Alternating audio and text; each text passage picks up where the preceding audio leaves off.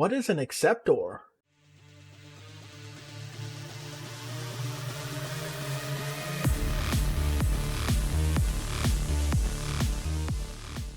Alright, so what is this XOR? And that's exactly how it's spelled, XOR. And XOR stands for exclusive OR.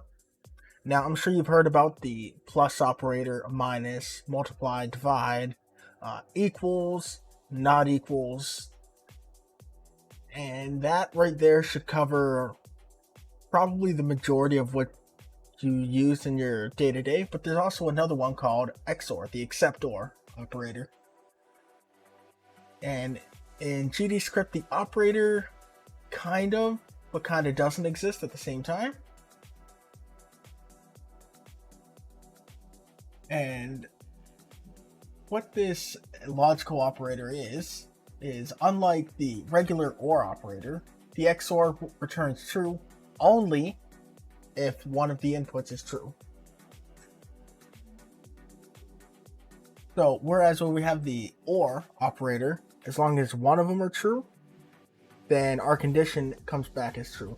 But with XOR, the except OR, only one of them can be true. If both of them are true, it comes back as false. If both of them are false, it comes back false. But if one of them is true, one of them is false, then it'll come back as true. Now, how does this exactly work? Well, in terms of bits, the except OR compares the binary digits of two numbers and sets each bit in the result of to the result of 1 if the bits are different, or 0 if the bits are the same. Now you can look at this as, we can think of this like true and false as well, right? Whether it's a 1 or a 0. So when we're talking about binary, that's all we really have to work with. Now we're talking about bits here.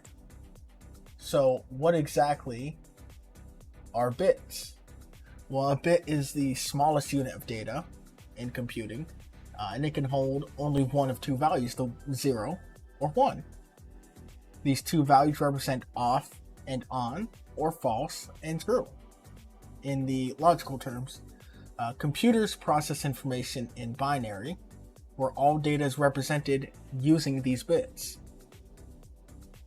So for example, the number 5, I'm sorry, I didn't type it over here. The number 5, we look at it as 5, but in terms of bits, it'll be represented as 0101. So 5 is what we see, 0101 is what the computer would see once everything has been compiled down to binary. And the number 5 here consists of 4 bits. We have a 0, then a 1, then another 0, and then another 1. So each of these is 1 bit. And once brought together, they create 4 bits, and these 4 bits read back to us as the number 5. So enough of this. How can we make this except OR work in GDScript? Because earlier I said that there is kind of an operator for it. And I say kind of because we have one for numbers, but we don't really have one for when it comes to Booleans. But what we can do is, I'm just going to go ahead and put a ready function in here. But for Booleans, we can actually create a simple XOR function for ourselves. And we can say func XOR, and let's call it XOR bool, just so we don't get confused later on.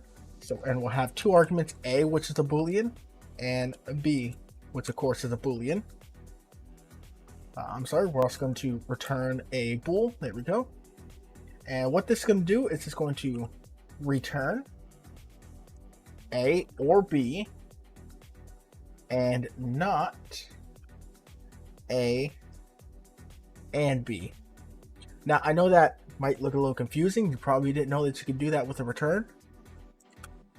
But if we break this down, of course, we have a function, and we can pass in 2 arguments, and this is going to return to us back a true or a false statement, which that's all it's doing at the end of the day. Now, what is this? Our first section here says A or B.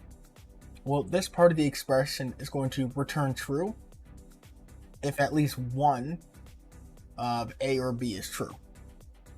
So if one of these are true, then that's what we're going to get back out of this. Because we know with the standard OR statement, as long as one of these arguments are true, then the statement returns is true, right? We discussed that a little bit earlier. And then our next section is A and B. And this part checks if both A and B are true. Because remember, with an except or, we want if both arguments are true or both arguments are false, then our entire statement's going to return false, right? So we're checking if A and B, so basically checking if they're the same here, right? If they're both true. We don't want to return true, and that's where our not comes in. So we go to the whole thing here of not A and B. So to ensure that the XOR operates as intended, we're only going to return true when one of A or B is true, but not both. So if one of these is true and both of these are not the same, then we return true. Right? So when this comes down to it, right, we're basically going to have a return, and if as long as A or B is true, right? So let's say A is true and B is false. So we get return true, and we said if A is true and B is false, then these two are not the same, and not false, and we know not false, which would give us the opposite of false, which is true. So return true and true, that statement would be true, and true is what gets returned to us. Now let's say if both of the A and B are both false, in this case, A or B would give us false, right? Because neither of them are true. And not, and we have A and B. Well, if both of them are false, then they're going to give us true, and not true is going to give us false, which is going to give us return false and false, which gives us a final result of just being false. Hopefully that made sense. So this function is going to return true only when one of our inputs is true. So if A or B is true, but not both of them, we'll get true returned. If both of them are the same, we'll get false. Right, hopefully that makes sense, and we can actually take a look at that. So we could say print, and we could print out our XOR bool here, and we could pass in true and false. So this would be our first example that we had in there. So true or false is going to evaluate to true. Then the true and false will evaluate to false. Not false is true. This gives us true and true. And you'll see when we run this, what gets printed back to us in the output is true. Now, if we were to test this with true and true, just like the example when I said false and false, the true or true here is going to evaluate as being true. And then the true and true here will evaluate as true, and not true will be false. So true and false, this is going to give us a false for our return, and that's what we expect when it gets printed out.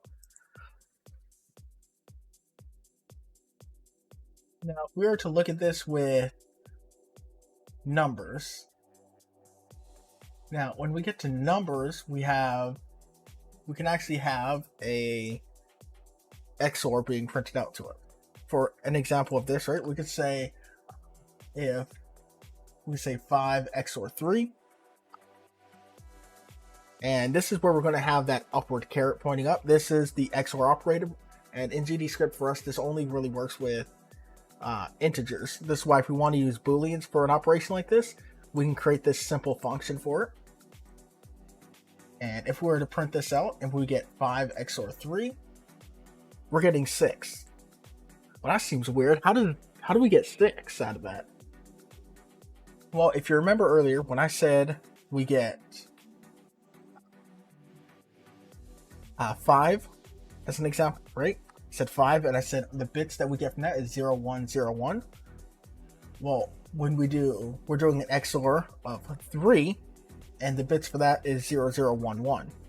Now, the way this works just like our true false here, right? We're still working on that bit level of compare 2 bits, and we'll make a comparison. So at the first, we're looking at the first bit here, which is 0 for both a 5 and a 3. And both of these are the same, right? So in this comparison, this gives us 0 as a result, right? So we're getting 6 back. And the bit 0 compared to 0 is 0. 1 compared to 0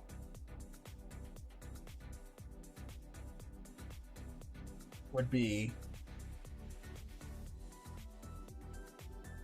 Okay, sorry. So the first bit is 0 compared to 0. It's going to give us 0. 1 from the 5, right? The second bit here. Compared to the second bit of the 3, we got 1 compared to 0. That's going to give us a 1 because they're different. Our next bit, we have a 0 from the 5. And a 1 from the 3. So 0 and 1, same result. That gives us a 1. And then we compare our last bit, which is 1 and 1. They're the same, so we're going to get a 0 here. And 0, 1, 1, 0 gives us our return here in bits. And that bit is the representation of the number 6. So that's what it's doing, right? It's comparing each bit one by one, and we get a returned value of either 0 or 1 as a result. And once all those bits have been compared, we have the returning number, in this case the returning number 6. And we can do that with any value, right? So we can say if we have 5 and 5, we're comparing 0 and 0, 1 and 1, 0, 0, 1 and 1. And so what would we get back? Well, we got back a 0 out of that. So when we're performing an XOR basically on itself, like this, right? Identical numbers. We're going through each bit, 0 and 0 is, right? Hold on, let me just, I'll do another one here, bring that down, and I'll just copy that there. So we're doing identicals, right? So we're doing 0 and 0. They're the same, so we're getting a 0. 1 and 1, same, so we're getting a 0. 0 and 0 is the same, we're getting a 0. And 1 and 1 is the same, so we're getting a 0. So at the end of the day, what we're getting back is the bits of 0, 0, 0, 0. And that's going to happen anytime you do a comparison of identical numbers like this. So hopefully that defines or helps you understand kind of what or how the XOR operator works, and with both booleans here and when it comes to numbers. And I know this could be a little confusing, or you might become wondering, well, why would you do something like this, or what's a practical use case maybe of using the XOR. And here is one example. An example of using XOR in a typical program could be something like encryption.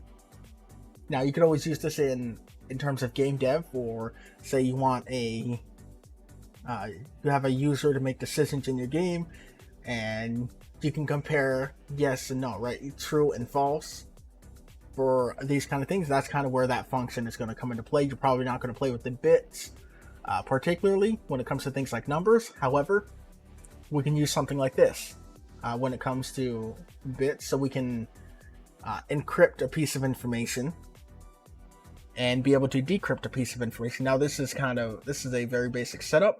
We just have a key here of an integer, which I just have as 420. I have a variable to get our encrypted message, a variable for our decrypted message, and our message is just going to be hello, and I'm passing in the key. And if I just come down to my encryption message here, we're just creating a variable. We're getting our message in bytes to UTF-8 buffer. And then for each of those bytes, we're doing exactly what you saw earlier. We're getting our byte with the XOR operation with the key we passed in. And then we're appending that to our encrypted message, which we will return later. And when we're decrypting that message, we're going to pass in that encrypted message as well as the same key. That is important. And we're basically going to just go through, and if we do that same comparison again, then we're going to get our original value back out of that. And then from our decrypted bytes, we can go ahead and we can get the string from that UTF-8, right? So we can get those bytes and turn it back into a string here. And if I were to run that, so we're passing hello in, we can see here, this top row here is our encrypted message. These are the numbers we're getting back in terms of bytes. And then when we decrypt it, we're actually getting our original message back because we see hello is printed here. And we can go ahead and type that in with anything that we want. But for example, let's say maybe we tried two different keys. We'll say 421, maybe our key is off by 1. What would happen when we do that? Well, we can see we got a completely different message. So that's why the key here is going to be extremely important in order to get the same message returned to us. So let's change our message to say XOR right?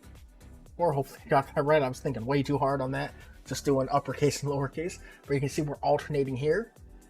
And if we run that, you can see we have a longer encrypted message, and we can see we still get that back to us once we decrypt it. So though this is some basic encryption, this is one way that you could use XOR if you want to encrypt some data. Maybe there's some data for your game and you want to encrypt it with your own encryption methods. You can consider something like this. So to just do a quick summary here, a bit is the smallest unit of data, represented as either 0, false, or 1, true. The except or for booleans, in our case we use the function, right? So we have a function here, and it returns true only when A or B is true and not both. Otherwise it returns false. And the except or for numbers will compare the individual bits that create that number, and again returns 0 if they're the same, or returns 1 if the bits are different, and that final result is what gets returned to us. Alright, so that'll do it for this video. Take care, have yourselves a good one. Hopefully that wasn't too complicated to understand, and I'll see you guys next week.